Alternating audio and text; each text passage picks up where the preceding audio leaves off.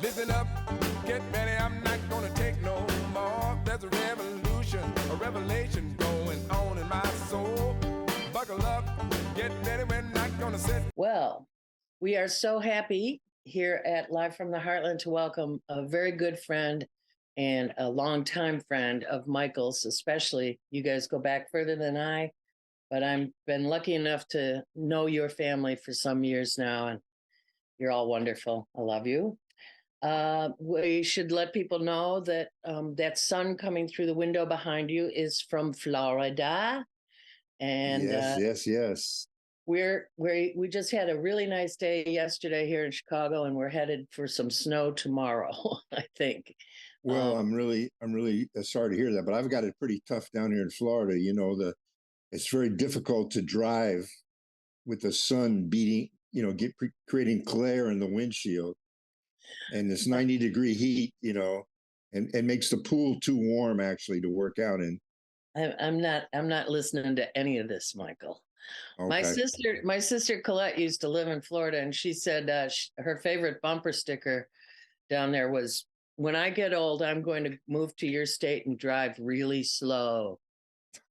That's about it. But the downside of it is that we're living under this DeSantis fascism, and it's horrible, and it's really taking its toll on the schools and on teachers.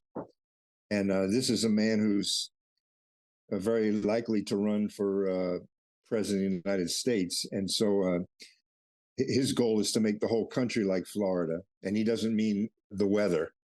No. He means a fascist dictatorship. And so we've got to stop him here in Florida before it's too late, as they say. Yeah. Truly. He made a stop here in Chicago prior to the election, I heard, yeah. And visited with his friends in the FOP and other people they support. So yeah, like Paul Vallis, for example. Yeah, like that guy. Yes. Before we go off into the realm of politics, which I know you and I can just swim in forever, let's just mention you are still a radio show host, are you not? Are you guys still doing Hitting Left? Yeah, we're doing Hitting Left, and we've been on hiatus while I've been down here in Florida looking after my Susan's dad, who's been very ill. And we'll be back next week, though, and we'll resume our in-studio shows. Up until now, we've just been doing archive shows and music shows. But yes, we're still doing Hitting Left. It's gone on almost 5 years now. And, our next show is going to be a sum up of the Chicago elections. Oh, wow. Invite me on. So tune in. Yeah, tune in. This show is about 30 years old, I'm thinking, since it started when it was live and in the Heartland. And I took a hiatus myself. So I'm filling in for Michael today, who's recovering, hopefully quickly. And we wish him, all the Klonskys wish him a speedy recovery, to our brother who we've known for going on 60 years now, I think. That's right. I'm sure. Absolutely. You also have a pretty darn good commentary in your blog. You don't call it a blog, though, or maybe you do. I don't know anymore. It's good. They call it a newsletter, but to me, it's still a blog. Okay. It's my outlet for venting about education, politics, or whatever is on my mind. Yeah, it's called Mike Klonsky's Edupol. So Mike Klonsky's Edupol, and that's like how people find it. And just politics, looking up. Yeah. And there's a slash mark between edu and Paul. Yeah, it's on Substack. So you can find me easily on Substack. Yeah. Very good. Very good. Okay, so I think you've already given me your response to DeSantis and his anti-woke thing, which every time that word comes out of one of these guys' mouths, I just want to scream. We had a guy running for police district here whose name is WOLK, and he made a point at the forum. He didn't win, by the way, but he made a point after to saying that's woke, not woke. Yeah. It's well, they've come up with the MAGAs have come up with all these dog whistles and catchphrases designed to capture, the fears and sentiments of white people, and try to win white workers over to to fascism, which is an old story in this country and everywhere in the world. Yeah. So one of the funnier commentaries I caught on Facebook or something yesterday since the election was someone commenting, I see a lot of Go Brandon shirts and posters being hidden away in certain people's attics at this point. You know what I'm saying? You know, the Go Brandon theme. The Go, not Brandon Johnson. You mean the catchphrase they have for Biden? Yeah. Exactly. All the people who are going to be stomping for Vallis, they're definitely going to have to put away their Go Brandon paraphernalia. I guess so. Yeah. The MAGA into the MAGA closet. All right, let's talk election. What have you been reading or observing about it that is interesting to you? And just basically, is there any good news from your perspective about the Chicago municipal elections as far as you can see? Some good news. Well, it's hard to find good news because in my mind, this was like a backlash election. It reminded me a lot of how Trump came into power on the heels of the Obama presidency, and they managed to, here's a guy who only got 5% of the vote in 2019, and he managed to capture, I guess you call it the white lane, running against like 9 candidates of color, or however many it was. Right. And trying to play on the fears people had about crime in the city, and that was kind of a direct appeal. I think Vallis even used the term, we have to take back the city, this old dog whistle phrase. But the fact that he was the only white candidate and the only, even though he denies it, the only Republican candidate with appeal to the white wards and the call them the red wards, if you want to talk in national terms, where so many cops and people of that persuasion live. It gave him a clear path into the runoffs. In the meantime, we had like 7 candidates of color vying for the second runoff position. And, that made it impossible for Lori Lightfoot, the incumbent, to succeed, I think. But the good news is, if you were looking for good news, is we do have a progressive candidate in the runoff in Brandon Johnson. And I would say, I hope people can put aside all the animosity and venom that was built up in a kind of internecine warfare in the left and try to unite behind Brandon, because he's the only thing blocking Vallis now from City Hall. So even though I didn't vote for Brandon in the first round, I got to back him now.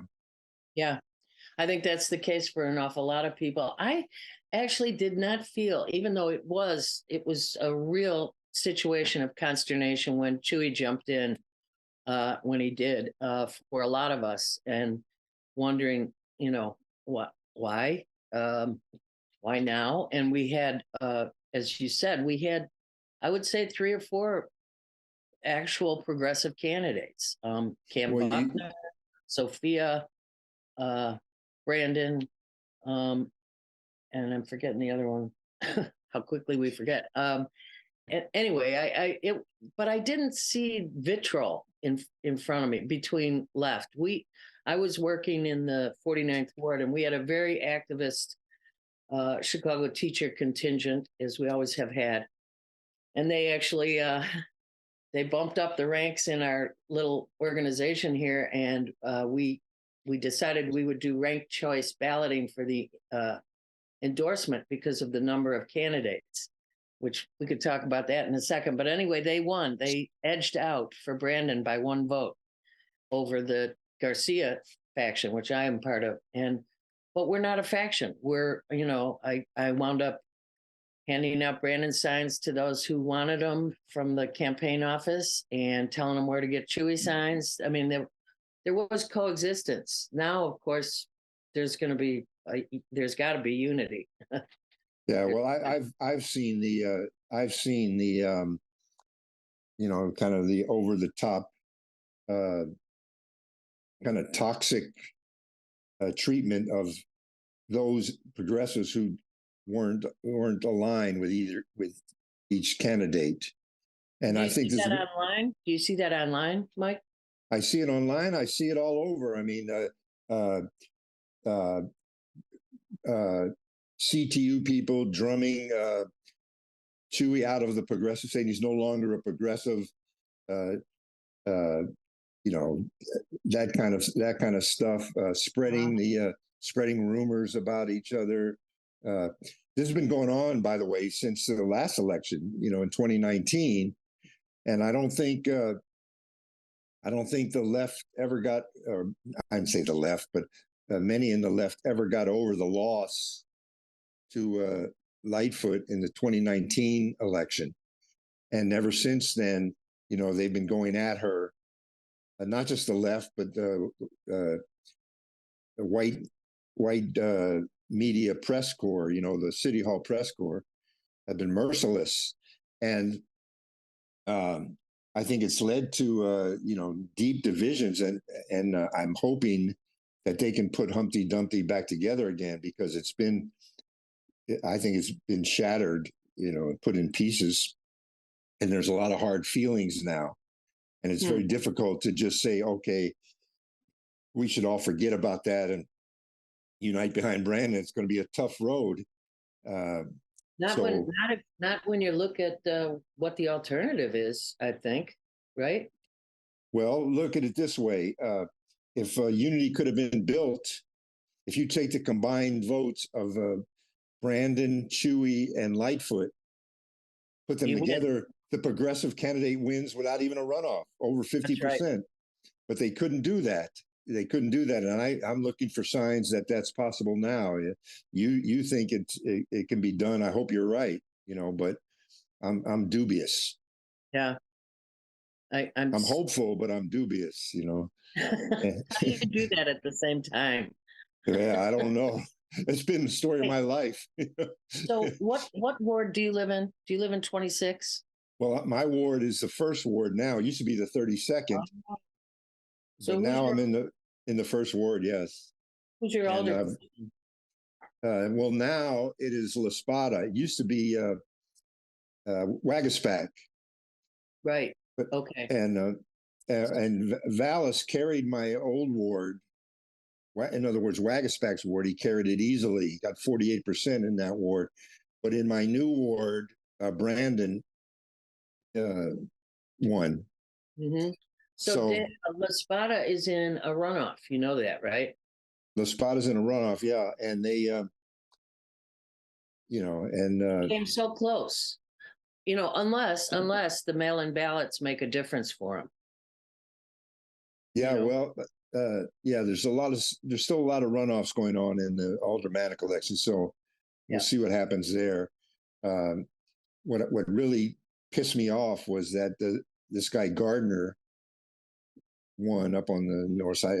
I can't stand that guy. No. And he's the guy who personally attacked my daughter and stuff, and called her all kind of B word and all kind of names like that. And so I really hope that I think he barely is in a runoff now, but he's favored to win. I cannot understand how people can support this guy. And I'd like to have a couple minutes alone with him myself, maybe in an alley somewhere, but I'm not going to do that, of course, because it wouldn't be illegal. Yeah. There's the new one of the new members of the council this time. I saw him last night. A guy named Fuentes is the 26th ward, which is part of Logan Square, I think. And he's a Brandon guy. But but he's very young. It's nice to see fresh blood coming into that council. Well, the other Logan Square ward is the 35th, I think. Uh-huh. And I think Brandon did very well in that ward too. So, but here's the thing. I mean, if you really want to break down the numbers, Lori Lightfoot carried the predominantly black wards. That's right. Pretty handily, like she did in 2019. Well, in 2019, she captured all 50 wards. Yeah, exactly. But in this time, she did even better in the black wards. But she lost heavily in the white wards that went for her last time. Right. And that's why I kind of call it a backlash election. Now the white wards went for Vallis, and it reminded me of the Harold Washington days in that regard. And then Brandon got the Lakeshore Liberal vote, right? And then Chewy, of course, captured the the vote in Little Village and Humboldt Park and the Pilsen. So we were kind of reverted back to the race politics of the past, which Lori Lightfoot had disrupted in 2019 when she took all 50 wards, black, white, Asian, Latino, etc. So that's kind of a sad story to me, but I'm looking for rays of hope there. And like I say, I hope they can put Humpty Dumpty back together again, not just in terms of the left unity, but in terms of black, Latino, Asian unity against this white supremacist gang backed by the FOP and its racist leader, John Catanzara, who endorsed Vallis. Yeah. And that's really all you need to know about the politics of this city. It's all embedded right there in that divide. Yeah. Listen, well, just before we end, I was wondering, what do you think about the new district councils? We just voted a bunch of people across town, to regular citizens, to sit on this council that is supposed to have some effect. I assume if Vallis wins, they'll have no effect. I assume if Brandon wins, he might actually work with him. Well, again, I'm hopeful. I mean, I hope it leads to more grassroots participation and oversight of this police department that's running wild right now, with protection from the FOP. And but again, it just seems like we keep creating these new bureaucratic structures. But what I'm missing out on is any talk in the campaign about ending concentrated poverty in the city and stopping the easy flow of guns into the city, which are the basic requirements if you want to reduce crime. If you're not talking about that, then all the different forms and stuff for participation don't mean much to me. I mean, you're just moving the chairs around on the deck of the Titanic. Yeah. Let's not end on that note. Okay. You have a wonderful family. Please give them all my love. I miss seeing Susan so much. All right. Well, let's get together when we get back in town, and I'd love that. We want to get you and Michael on our radio show too. So we'll pick a date and we'll do that, and we'll talk more about the elections after we get some more in our rearview mirror. Yes, indeed. Listen, you take it easy down there. All right, Katie. In the unfree state of Florida. Okay. Do any damage you can editorially, and blessings to the family and all the good work you're doing with your. All right, and right back at you. Okay.